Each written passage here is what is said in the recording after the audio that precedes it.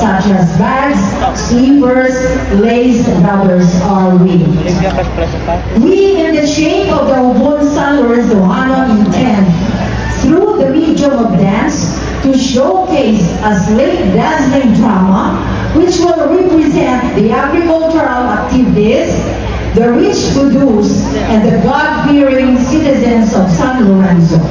A festival of celebration and thanksgiving. The more or less 10-minute performance will tell of the planting and harvesting of varios, a plant where the weaving material for mats and baskets we locally call bayong is derived, the finished handicrafts made ready for use as containers during the harvest of fruits and vegetables. Furthermore, we will attempt to tell of the planting and harvesting of coconuts and the traditional way of processing them into copra and other coconut products.